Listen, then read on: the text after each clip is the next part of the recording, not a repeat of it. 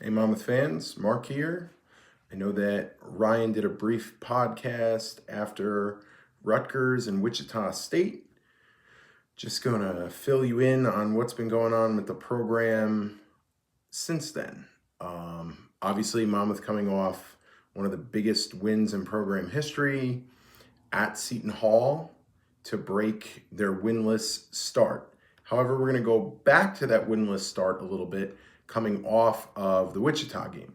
So Monmouth comes off a Wichita game where they were very, very close to beating a very strong team on the road.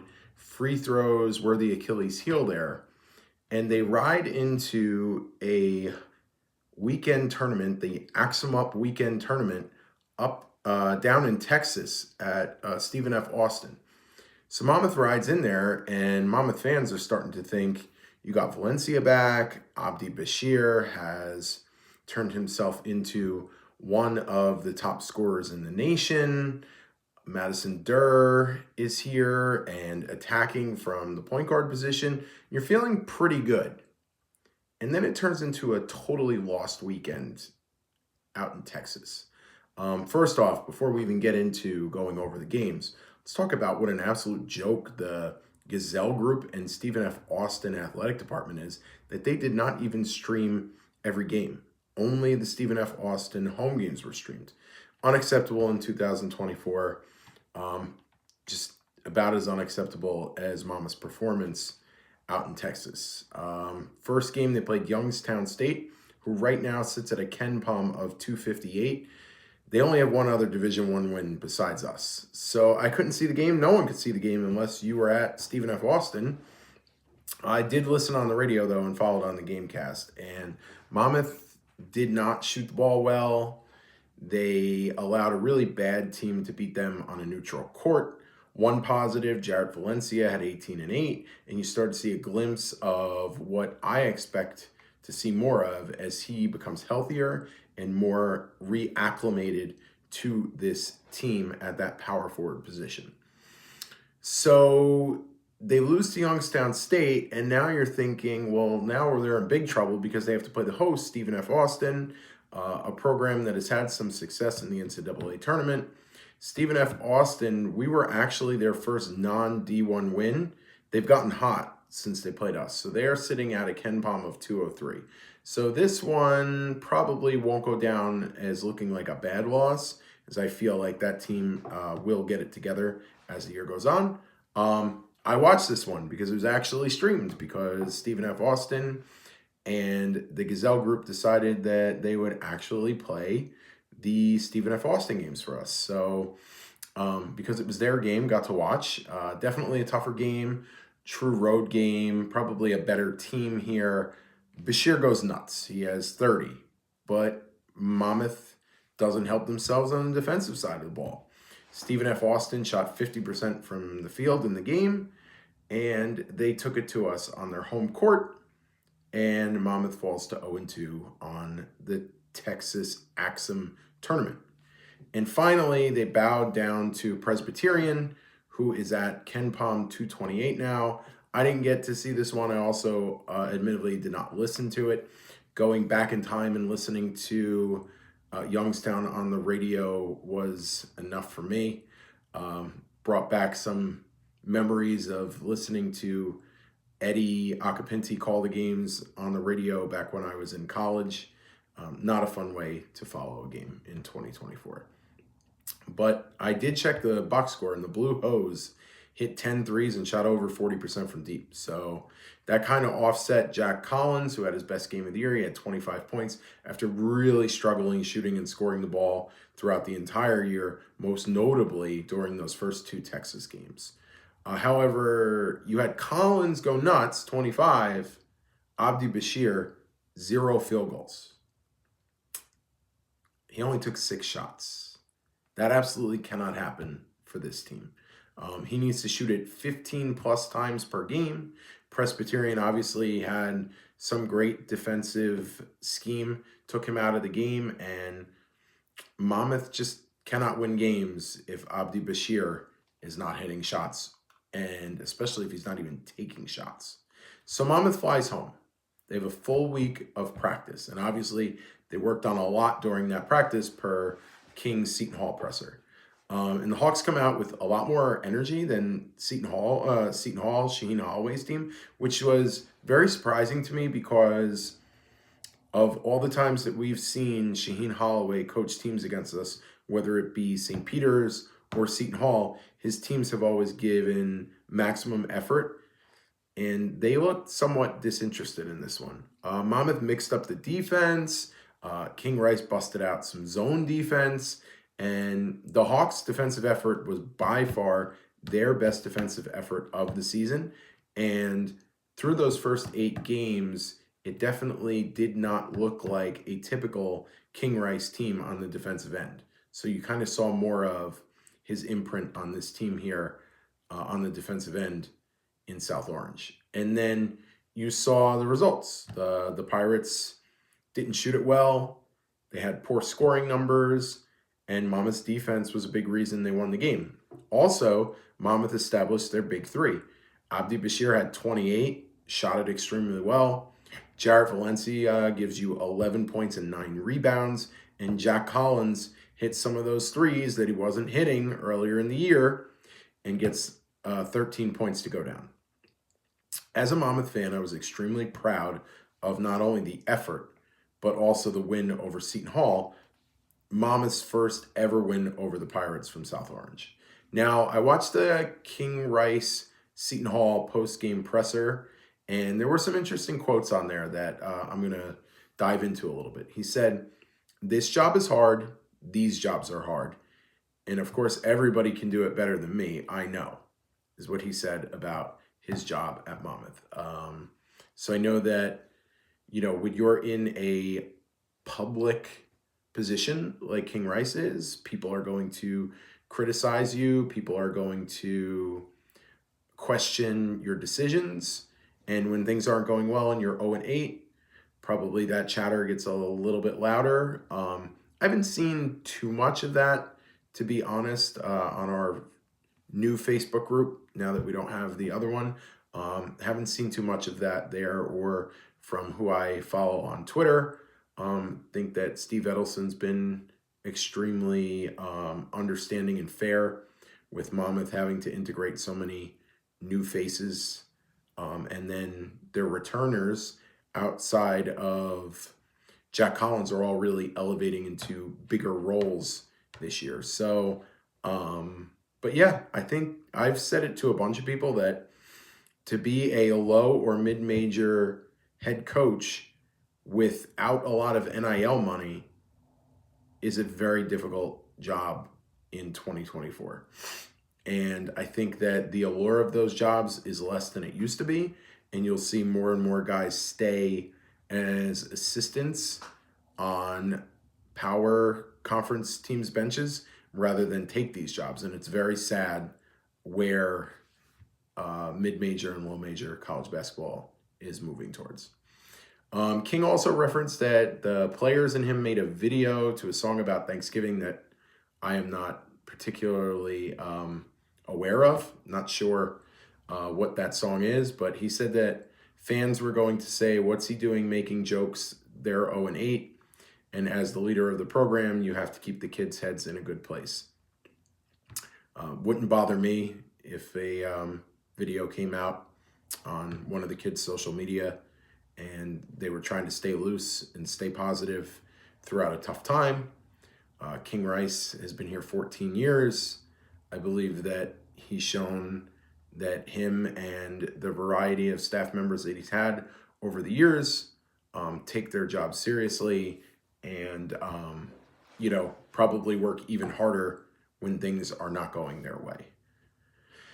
King also went on to say that he scheduled too hard this year. He will not schedule like that next year. He said that they needed to do it for financial reasons this year and hoping to do more home and homes with mid-majors next year to get more home games for his fans. He was definitely very apologetic to the fans about how the schedule is laid out with only one non-conference home game.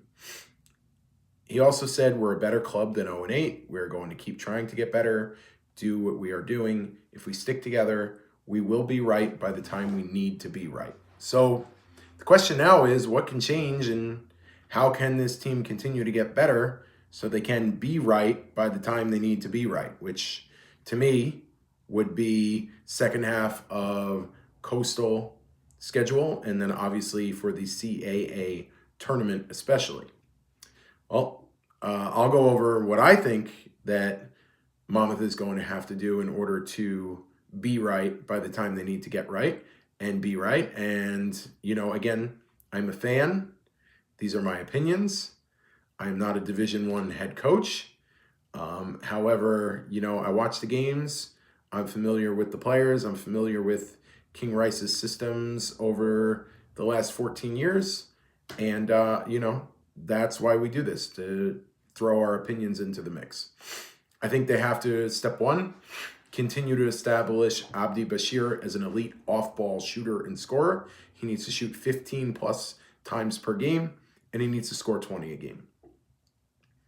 Monmouth is lucky that Abdi Bashir decided to stay this year, and you have to credit King Rice for getting Abdi Bashir not only to come to Monmouth as a freshman, but also to stay this year.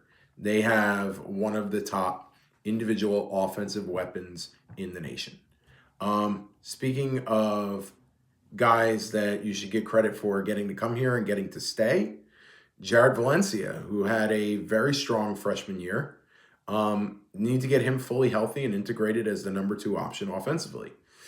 I personally would like to see him play some small ball 5, let him rim run, ISO at the top of the key, get in that high post. He could beat opposing centers with the jumper off the bounce. Also, he can beat them off the bounce and then drive and kick to those open shooters. Abdi Bashir, Jack Collins. I think you really have to get Jarrett Valencia more integrated as a main focal point in the offense to support Abdi Bashir. I really like the idea of Valencia playing some 5, because if he's playing the 5, that would mean that Boog Robinson's playing the 4. Boog Robinson's a little undersized, but he's the second toughest kid besides Jack Collins on this Monmouth team.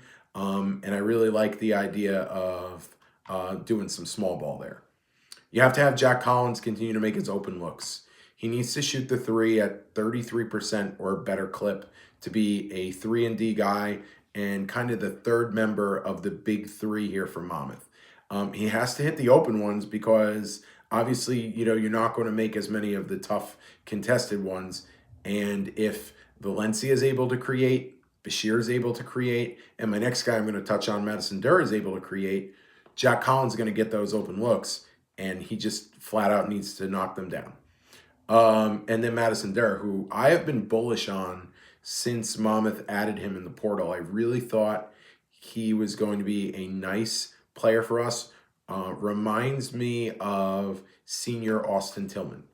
So he came out guns a-blazing, scoring it well, especially when he got downhill, got to the free throw line. He was making his free throws and then, unfortunately, had a tough time at the free throw line against Wichita State, which was, our whole team's problem there. We didn't pull that one out, but his scoring has kind of slowed down a little bit, but he continues to be a strong and steady presence at the point guard, and he's easily right there with Jack Collins for that 3rd or 4th best player in this program, supporting Abdi Bashir and Jarrett Valencia. I think that's your core 4 there. And then we get to the center position. I've been very critical of the center position and the lack of production from the 3-headed monster of Morgan, Mecca, and Doc so far this year. Now, King Rice said it. Monmouth doesn't have a lot of NIL money, and he used the small amount that he had on his returnees.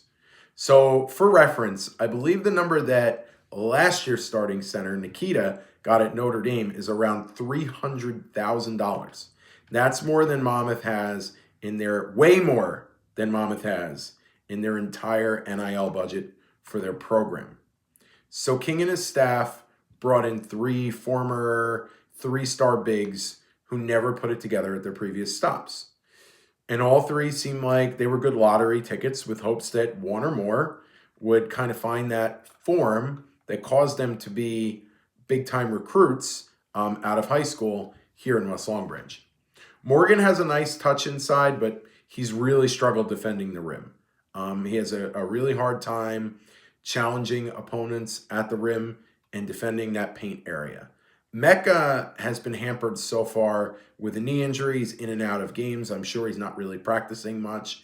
And he shows an excellent motor in the time that he's in, but I don't know how much you can fully depend on him if he's always going to have that nagging knee injury pulling him down.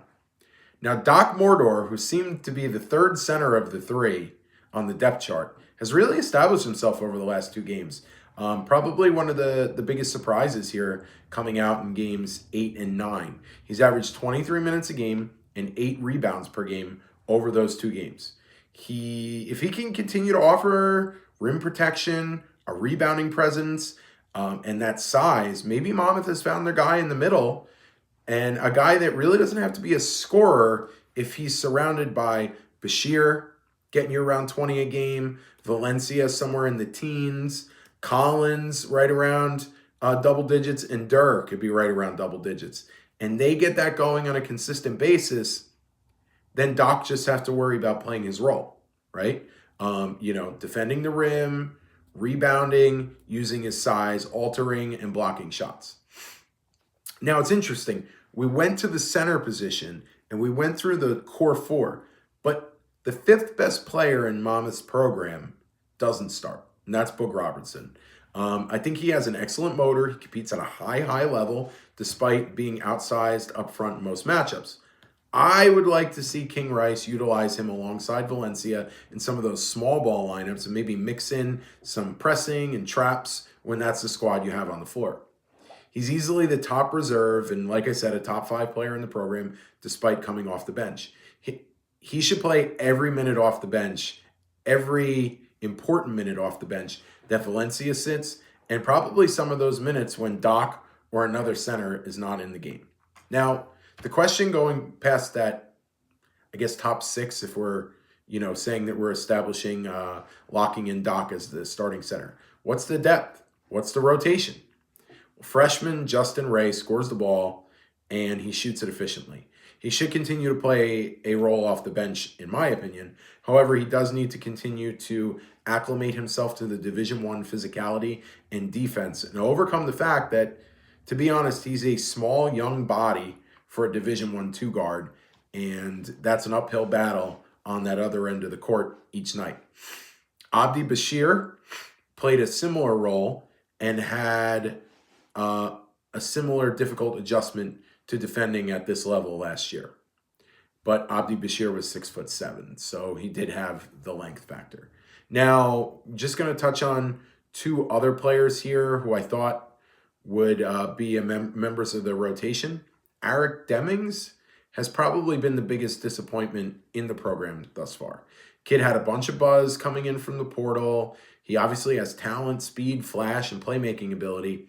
However, outside of that Stephen F. Austin game where he erupted for 9, he really hasn't been able to give Monmouth a spark and good production yet. Madison Durr is established as your starting point guard, but he can't play 40 minutes a game. We need some minutes from Eric Demings off the bench as a change of pace guard, and we need some more consistent production from him. And the last guy is Andrew Ball, who is a bit of an enigma here at Monmouth. He has talent, he has size, he has athleticism, he can shoot the ball. However, I personally think he needs to get a little tougher and get that rust off and really transition his body and his game to be a stretch 4 at this level, which I believe will be his best position and would also best serve this Monmouth team this year. Now, Monmouth plays Lehigh on Wednesday. That should be a good barometer for where this program is now. Lehigh probably going to be very similar to like a Northeastern or a William & Mary that you'll see in the Coastal. And, they're always a good upper half Patriot League team. So the question now is for Monmouth, have they turned the corner after getting that large chunk of practice time in a signature win over Seton Hall? Or was it just a one-off? And only time will tell, Monmouth fans. Please check in to the game on Wednesday, and I'm sure that Ryan will be speaking with you all soon. Thanks for listening and your support of the Monmouth Podcast. Enjoy that Seton Hall game, and let's hope that it is going to catapult the Hawks to soar even higher as the rest of the year goes on. Take care, everybody.